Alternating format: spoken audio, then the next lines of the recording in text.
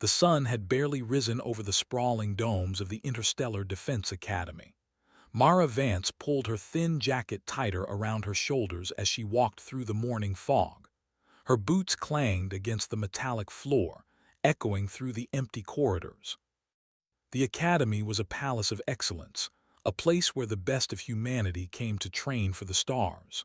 For Mara, however, it felt more like a cage. Born on Vorin 9, a high-gravity frontier world, Mara was not like the other cadets. She was shorter than most, with muscles that were stronger but slower than the sleek, genetically enhanced students who walked beside her. Her eyes were sharp, though, always scanning, always calculating, a habit born from surviving on a planet where mistakes could mean death. The academy's main courtyard buzzed with cadets practicing their drills. Mara paused at the edge, her arms crossed. The other students laughed as she tried to join the formation. They were tall, elegant, and perfect in every way that the academy measured. Mara's uniform hung loosely on her frame, the insignia barely aligning with her chest. "Vance, step in line properly," shouted Instructor Harrow, his voice sharp and cold. Mara obeyed, moving quickly to where the line should have been. She tried to keep her balance as the lighter, enhanced cadets glided effortlessly across the floor. She felt the familiar sting of embarrassment. "You're so slow," whispered one cadet behind her, a smirk on his face. "Did they even check your stats before letting you in?" Mara clenched her jaw but said nothing. Words had never helped her in Vorin 9 mines, and they wouldn't help her here. She focused on her breathing, on keeping her footing as the instructor barked out commands. "All right, everyone, weapon training," Harrow's voice rang out. The cadets rushed to the simulator bays. Mara followed, careful not to trip over her own feet. She had been practicing, of course, but not in the ways the academy expected. Her training was different: physical conditioning, endurance, and instincts honed under extreme conditions. None of the others knew what to make of it. The simulator was a marvel of technology. Holographic enemies appeared with lightning speed, testing reflexes, strategy, and precision. The enhanced cadets moved like lightning, dispatching virtual foes with barely a thought. Mara's hands were slower, her movements heavier, and her strikes less elegant.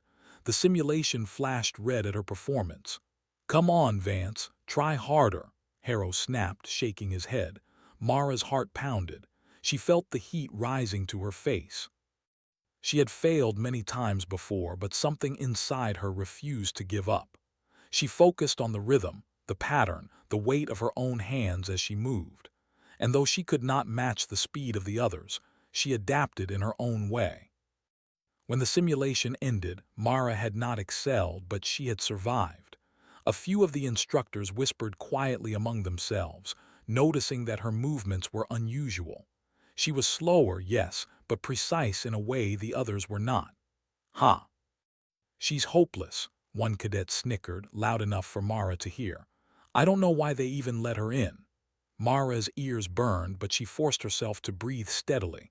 Laughing at others was easy. Surviving the impossible was not. She had done more than this in Vorin 9 mines, faced rockfalls, heat, and crushing machinery. She would survive here too, even if no one believed in her. Later that evening, Mara returned to her quarters. The small room was bare, but it had a view of the academy's central dome. She sat on the edge of the bed, staring at the holographic charts floating in front of her. They displayed the training results, the cadet rankings, the perfect scores of the elite students. Her own scores blinked back at her: low, inconsistent, unimpressive. She clenched her fists, feeling frustration mix with determination. She had grown up in harsh conditions, learning to push beyond limits. Here, they valued numbers and perfection. Mara had neither, but she had something they could not measure: resilience. The next morning brought a new challenge: the reinforced training deck. It was an old facility, rarely used except for remedial drills. Cadets assigned here were considered weak or unworthy of advanced simulations. Mara knew the purpose, but she refused to see it as punishment. For her, it was another chance to test herself. Instructor Harrow led the cadets into the massive chamber. The walls were lined with metal, the floor covered in reinforced panels designed to withstand extreme force. Holographic targets flickered to life, ready to respond to the cadets' actions. "Cadet Vance," Harrow said, his tone cold, "you will lead the deck training today. Try not to embarrass yourself." Mara nodded, keeping her expression neutral. She stepped onto the deck. The other cadets snickered, whispering as she moved into position. The first wave of holographic drones appeared. Mara's hands were bare, her approach different from the others. Where cadets relied on precise, calculated strikes with enhanced reflexes, Mara moved instinctively. She dodged, deflected, and countered using raw strength and intuition. One drone moved faster than she expected. Mara's reflexes reacted automatically. She caught the simulated weapon in midair and flipped the drone system with a twisting motion. It collapsed in a heap of holographic sparks. A murmur ran through the observing cadets. Some were impressed, but most shrugged it off. "Beginner's luck," someone muttered. Wave after wave came. Mara's body grew tired, sweat streaming down her face. Her hands ached from gripping simulated weapons, her legs burned with exertion. But she did not stop. She adjusted, improvised, and overcame obstacles that her peers would have failed. Harrow watched silently, his expression unreadable. The instructors whispered to each other, noting the cadets' unusual methods. Mara was not fast. She was not elegant, but she was unstoppable in her persistence. By the time the training ended, Mara's uniform was torn, her hands blistered, and her body exhausted. Yet the deck had not defeated her. In the back of the room, the elite cadets exchanged looks of surprise, some tinged with envy. "You survived the deck," one muttered. Mara did not respond. She only straightened her shoulders, breathing heavily, her eyes shining with quiet pride. She had proven something, not to the academy, not to the other cadets, but to herself. That night, Mara sat in her quarters, examining the scars on her hands and the bruises on her arms. They were badges of survival, markers of effort that no score could measure. She thought about the academy, the drills, and the other cadets who had laughed at her, and she smiled. Because Mara knew one thing, the academy had underestimated her. And they would learn, sooner or later, that human strength, courage, and determination could not be measured by simulations alone. The first part of Mara's journey was over. She had faced ridicule, harsh training, and impossible expectations, and she had survived. But this was only the beginning. The deck, the academy, and the galaxy beyond would test her in ways she could not yet imagine, and Mara Vance was ready. The morning sun painted the academy in shades of gold and steel. Mara Vance woke with a sense of purpose. Last night's training had left her muscles aching, her hands blistered, but her spirit stronger than ever. She had survived the deck once, but today would be different. Today, the academy had arranged the live evaluation drill. Visitors from the core worlds, scientists, military officers, and media observers would watch cadets perform in a full-scale simulation. It was meant to showcase the best students and their flawless coordination. For Mara, it was a chance to prove that raw human resilience could outperform perfect programming. In the hallways, cadets rushed to their stations. Mara moved steadily, her boots echoing against the metal floors. Whispers followed her. Some cadets mocked her, others looked uneasy, remembering how she had survived yesterday's training when most of them had faltered. "Vance," Instructor Harrow called, his voice sharper than ever. "Try not to make a fool of yourself in front of our guests." "This is your chance to learn how fragile you really are." Mara nodded. She did not respond with words. Words had never changed opinions. Action would. The training arena was immense, larger than any facility Mara had seen. It was designed to push cadets to the edge, holographic enemies, shifting terrain, automated resistance units, and environmental hazards. The visitors would watch from reinforced observation pods suspended above the arena. "Positions," Harrow barked. "And remember, precision counts more than brute strength." Mara took her place. Her bare hands clenched instinctively, her body tight with focus. Around her, cadets adjusted implants, calibrated their weapons, and activated reflex boosters. Mara had none of those enhancements. She had only herself, her instincts, her strength, and her determination. The drill began. Holographic drones appeared instantly, moving faster than human eyes could track. Enhanced cadets responded like clockwork, dispatching enemies with efficiency and flair. Mara moved differently. She relied on observation, timing, and anticipation. When a drone lunged, she dodged, grabbed, and threw with precision born from experience, not augmentation. A small wave of drones advanced from the left flank. One cadet stumbled, caught by surprise. Mara reacted instantly. She dove forward, rolling under a drone's strike, and used her hands to redirect its force. The simulator blinked red briefly, as if surprised by her actions. "Impressive," muttered one of the visiting officers, leaning forward. Mara's focus did not waver. Wave after wave of drones came, each faster and more unpredictable. Her hands burned. Her legs shook. But she adapted with every movement. Her body remembered every fall, every scrape, every moment of survival from her life on Vorin 9. Where others relied on enhancements, she relied on herself. Suddenly, a system warning flashed across the arena. "Resistance units exceeding safety parameters." Harrow's voice crackled through the speakers. The cadets froze. This was not part of the planned drill. The automated units were supposed to deactivate automatically, but something had gone wrong. One by one, the drones and resistance units advanced unpredictably, trapping several cadets in the center of the arena. "Hold your positions," Harrow shouted. "Override the system." No one moved. The override was in the control room far above, and Harrow hesitated. Panic began to spread. Mara's eyes scanned the situation. Several cadets were pinned, unable to move. The automated units were heavy, reinforced, and programmed to resist force. No one else had the courage or the instinct to act. Mara did. Her hands tightened into fists. She stepped forward. The nearest resistance unit lunged at her, metal arms swinging. Mara dodged, then grabbed a panel of the deck as if it were nothing more than paper. She felt the tension in the metal, the immense weight. Her muscles strained. Pain flared in her shoulders and arms. Then she pushed harder. The metal panel groaned, a sound no cadet had ever heard. Sparks flew as the reinforced deck cracked under her hands. The arena shuddered. The cadets around her gasped. The visitors leaned forward, frozen in shock. Mara did not stop. Her body burned with effort, but she felt something extraordinary, a surge of energy, a perfect synchronization of mind and muscle.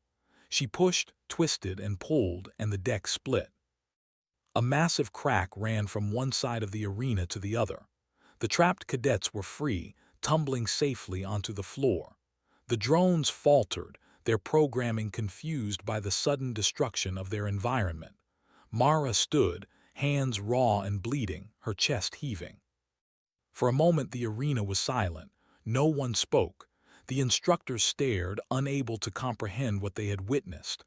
Then Harrow's voice broke the silence. "Cadet Vance, how?" Mara did not answer. She only looked at her hands, the skin torn, the muscles trembling, and smiled faintly. She had done what no one thought possible, not because of technology, not because of implants or training modules, but because she had refused to quit. The visitors erupted in applause. Some were stunned, some inspired. Whispers of amazement ran through the observation pods. One officer approached Harrow. "We have never seen anything like this." The cadet, she defied expectations. She didn't just survive, she adapted in real time. "This is extraordinary." Harrow nodded reluctantly. "Yes, it appears human adaptability can surpass any algorithm." Mara helped the cadets around her to their feet. They were shaken but unharmed. Some looked at her with newfound respect, others with envy. She ignored it. Their opinions no longer mattered. Later in the medical bay, Mara's hands were treated. The skin was scraped, bruises darkening across her arms. She winced but did not complain. Every mark was proof that she had acted when others hesitated, proof that human courage and strength could not be measured by scores or systems. As she rested, Mara reflected on the event. She had expected the drill to be challenging, yes, but she had never imagined that she would be the one to save others, to challenge the Academy's assumptions. Her mind buzzed with possibilities. The galaxy was vast, full of dangers that no simulation could replicate. And she now knew humanity had the potential to overcome, to endure, and to triumph even in the face of impossible odds.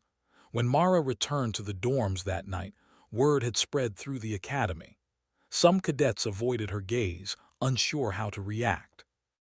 Others whispered her name with awe. Mara did not seek attention. She only wanted to train harder, push further, and prepare for the challenges to come. In the quiet of her room, Mara looked at her hands, still raw and battered. She flexed them slowly, testing her grip. The pain was sharp, but it was also a reminder. The body could endure, adapt, and surpass expectations. Tomorrow would bring new drills, new tests, new obstacles, but Mara was ready. Because she had discovered something that no simulation, no algorithm, and no enhancement could teach. Human determination, when pushed to its limits, could achieve the impossible. And Mara Vance was only just beginning. The academy was quieter than usual the next morning. Cadets moved carefully through the corridors, still talking in hushed tones about the previous day's event. Mara Vance walked steadily, her steps measured. The memory of splitting the training deck was still fresh in her mind. Her hands were healing, but her determination had only grown. Instructor Harrow watched her from a distance, arms crossed. He had expected Mara to falter after yesterday's feat, to collapse under the weight of attention and exhaustion. Instead, she moved with calm confidence, as if nothing had changed. Harrow frowned. There was something about her that could not be taught, measured, or controlled. The academy had arranged a special meeting. Visitors from across the galaxy, military leaders, scientists, and other influential figures, would speak with the cadets about the limits of human potential. The hall was filled with anticipation and curiosity. Mara entered quietly and took a seat at the back, avoiding the curious gazes. She had never sought praise or recognition. For her, training and survival were enough. But she could not ignore the sense that something important was about to happen. The chief visitor, Admiral Rahl, stepped forward. His voice carried through the hall. Yesterday, we witnessed something extraordinary. Cadet Vance faced a situation that none of our simulations predicted. She did not rely on enhancements, algorithms, or perfection. She relied on herself, her courage, her strength, and her determination. The room was silent. Every cadet, instructor, and observer turned to look at Mara. She felt the weight of their attention but remained composed. Humanity, Admiral Rahl continued, has always adapted to the impossible. We have survived harsh worlds, explored the unknown, and faced dangers beyond imagination. Cadet Vance has reminded us that our greatest strength lies not in technology, but in our ability to endure and overcome. Whispers ran through the hall. Cadets who had laughed at Mara now looked at her with respect and awe. Even the most elite students hesitated before speaking. Harrow stepped forward, his expression unreadable. He cleared his throat. "Cadet Vance," he said, "your actions have forced us to reconsider our approach to training. You have shown that human adaptability can surpass any enhancement or algorithm. Effective immediately, your methods will be studied, and your training techniques will be shared with all cadets." Mara felt a quiet satisfaction. She had not acted for recognition, yet here it was, acknowledgement that human determination could not be ignored. She nodded respectfully and returned to her seat. The rest of the day was filled with lectures and demonstrations. Mara's techniques were analyzed, her movements discussed in detail. Scientists recorded every observation, eager to understand how a single cadet, unenhanced and underestimated, had accomplished the impossible. Later, Mara walked to the training arena. The deck had been repaired, its reinforced panels replaced. Cadets were running drills, testing their strength and coordination. Mara watched silently. She understood now that this arena, once a symbol of her weaknesses, had become a testament to human potential. A younger cadet approached her nervously. "Cadet Vance," he said, how did you do it?" Mara smiled gently. "I didn't think about what I couldn't do. I focused on what I could do, that's all." The cadet nodded, eyes wide. "I want to train like you someday." "You can," Mara said. "Start by trusting yourself. The rest will follow." Word of Mara's feat spread throughout the academy. Cadets who had once mocked her now sought her advice. Instructors began including human adaptability drills in regular training. Even the elite students found themselves learning new ways to move, react, and think. In the weeks that followed, Mara continued her training with renewed purpose. Every drill, every simulation, and every exercise was an opportunity to test her limits. She pushed herself harder, refining her skills, but always remembering the lesson she had learned. Technology and perfection could guide, but they could not replace the human spirit. One evening, as the sun set over the academy's domes, Mara stood alone on the training deck. The panels beneath her feet were smooth, unbroken, yet the memory of yesterday's destruction remained vivid. She flexed her hands, feeling the strength within them. A fellow cadet joined her quietly. "You've changed everything," he said. "The academy, the drills, even how we see ourselves. Humans really can be incredible." Mara nodded. "We've always been incredible," she replied. "We just forget sometimes." The cadet smiled, inspired by her words. Mara watched as the light of the setting sun reflected off the deck. She thought about the stars, the galaxy beyond the academy, and the countless challenges humanity would face in the future. No matter what came next, she knew one thing: humans had the power to endure, adapt, and triumph. Technology could assist, and training could guide, but the ultimate strength came from within. The academy would never be the same. Cadet rankings, scores, and simulations now had a new measure, the measure of human determination, courage, and resilience. Mara left the deck that evening, her steps light but purposeful. She had faced ridicule, danger, and impossible odds. She had survived, adapted, and inspired. And as she looked up at the night sky, filled with stars and distant worlds, she felt a surge of hope. The galaxy was vast and full of unknowns. There would be more challenges, more tests, and more enemies. But humanity, she knew, would always rise. And Mara Vance would rise with them. The academy had laughed at her. They had doubted her strength. But in the end, she had shown them what it truly meant to be human, and that lesson would echo across the stars. The academy laughed at her, until she split the training deck with her hands.